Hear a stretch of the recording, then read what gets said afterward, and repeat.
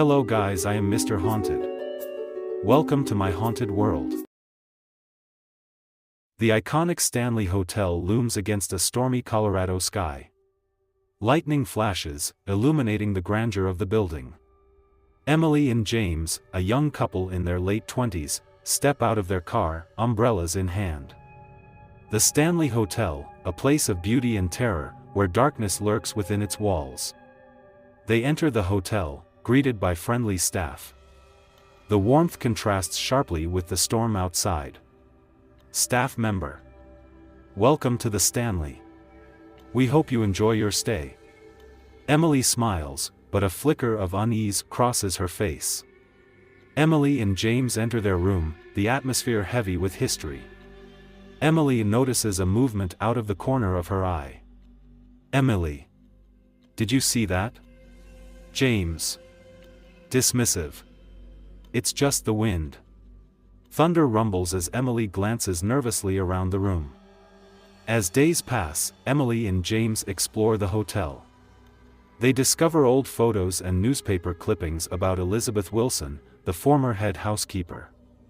Elizabeth Wilson, who died in a tragic accident, still lingers in the halls. They hear whispers and footsteps echoing behind them. They sit at the bar, tension palpable.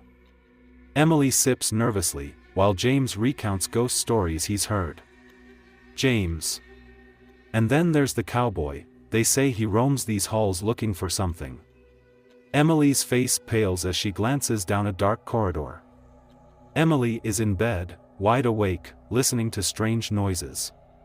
She turns to James, who is sleeping soundly. Emily whispers. "James, wake up." He stirs, annoyed.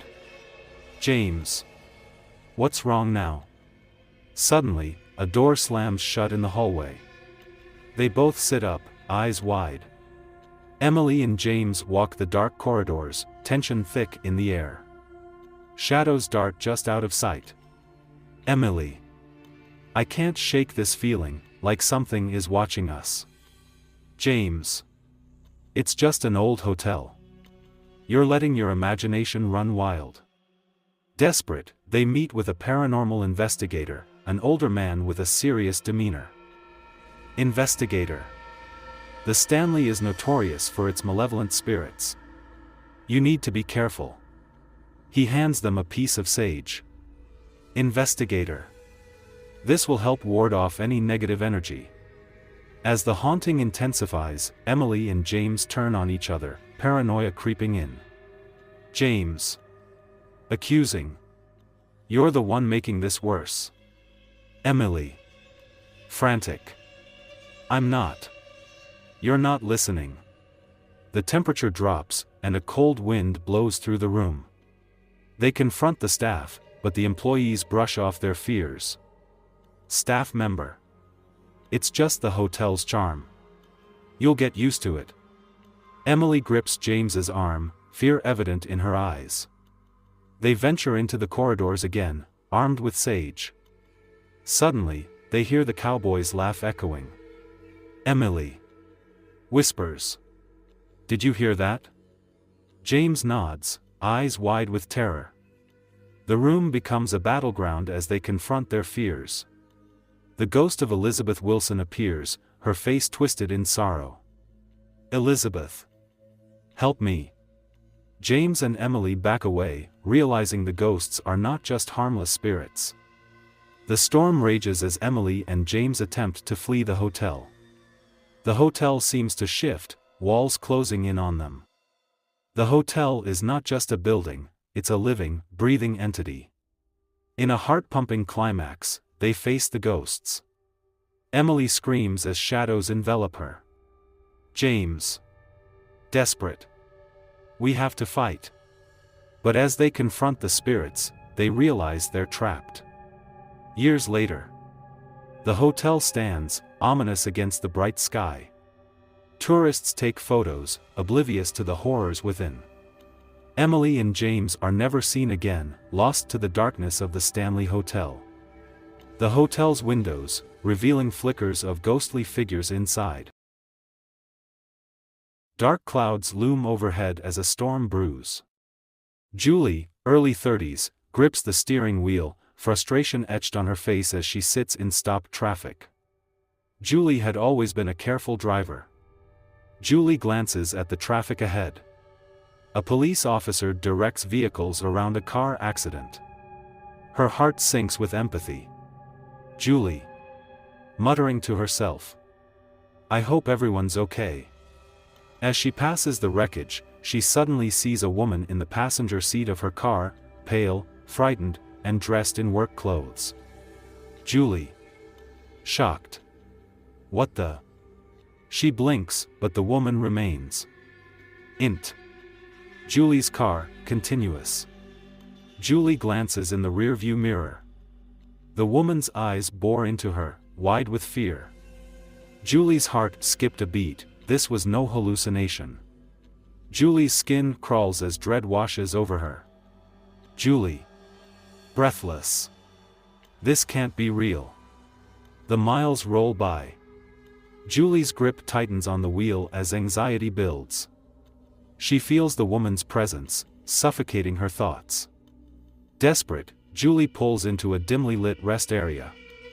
She hops out, hoping to shake the haunting presence. Julie, to herself, just breathe. Just breathe. She takes a deep breath and looks back at the car. The woman is still there, her eyes fixed on Julie. Julie, screaming, "No! Get out!" Julie runs her hands through her hair, panic rising. Int. Julie's car, later. Julie drives through the pouring rain. The woman's eyes haunt her from the passenger seat, making her question her sanity. Julie, voice trembling, "You're not real. You're not real." The woman suddenly leans closer, whispering something unintelligible. Julie gasps. Int. Julie's bedroom, night. Julie jolts awake, heart racing. The woman is sitting on her bed, eyes boring into her soul. Julie, terrified. "What do you want from me?" The woman's mouth moves, but no sound comes out. Panic overtakes Julie. Julie pulls up to a police station, drenched from the rain. She rushes inside, breathless. Officers glance at her, skeptical. Julie sits, trembling, scanning the room. There, across from her, is the woman, staring intently. Julie, frantic. "You have to believe me." The officers exchange glances, whispering. Officer, dismissively, "Ma'am, calm down. It's just your imagination." Julie's face twists in desperation. Friends and family gather, sharing worried looks. They discuss Julie's increasingly erratic behavior. Friend 1. "I saw her talking to someone who wasn't there." They glance out the window, the storm clouds rolling in. The abandoned car sits under a tree, weeds overgrowing around it. Locals whisper about its haunting. The car where Julie first saw the woman was said to be haunted by the ghostly passenger. The ghostly figure of Julie drives the abandoned car through the night, a haunted expression on her face. The woman sits beside her, eyes locked on Julie. The legend of the unexpected passenger lived on, a warning about the dangers of picking up strangers on a dark and stormy night. Old Victorian house, its paint peeling and windows dusty. Joe, early 30s, steps out of a beat-up car, eyes wide with excitement.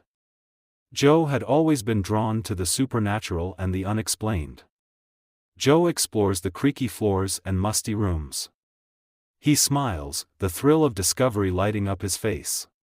But as he began to settle in, strange occurrences began. Joe is in bed, the room dark. Suddenly, a door slams shut. Joe bolts upright, heart racing. Joe whispers to himself. Just the wind. Whispers fill the air, echoing in the darkness. Joe shivers, feeling a cold presence. Joe awakens to a figure standing in his bedroom doorway. A woman with a kind face and warm smile. She wears old-fashioned clothing. Joe. Confused. Who are you? The woman gestures gently, and Joe feels an odd sense of calm. The woman appears more frequently, sometimes with a child by her side. Joe's expression turns from calm to dread. Joe. To himself. What do you want? The woman's eyes seem desperate, and Joe feels a deepening sense of responsibility. Joe researches the house's history, surrounded by old newspaper clippings and dusty books. He reads aloud. Joe. Reading. A family lived here in the 1800s. Their daughter went missing. His face pales as he connects the dots. Joe follows the ghostly mother deep into the woods. She leads him to an old abandoned well, its darkness yawning. Joe. Peering in. Is she down there? His eyes widen in horror as he sees the ghostly daughter at the bottom, her eyes black as coal. Joe. Terrified. I have to help her. As he reaches out, the mother's face contorts into a scream, echoing through the night. Joe is suddenly sucked into the well. Everything goes black. Joe wakes up in his bedroom. The ghostly mother and daughter are gone. He looks around, the furniture is rearranged. Joe. Confused. What just happened? His gaze falls on a photograph on the wall. It's of the ghostly family, and Joe stands beside them, smiling. Joe's face twists in horror as he realizes the truth. He has been kidnapped by the ghost, trapped in a supernatural world. Joe. Screaming. No. This can't be real. Coffee shop year later day. Friends and family sit around a table, concerned. They whisper about Joe. Friend 1. He talks to invisible people now. They share worried glances. The house stands desolate, weeds creeping up the sides. Locals whisper about the haunting. The old house is said to be haunted by the ghostly family, and Joe's ghostly figure is often spotted, trapped forever.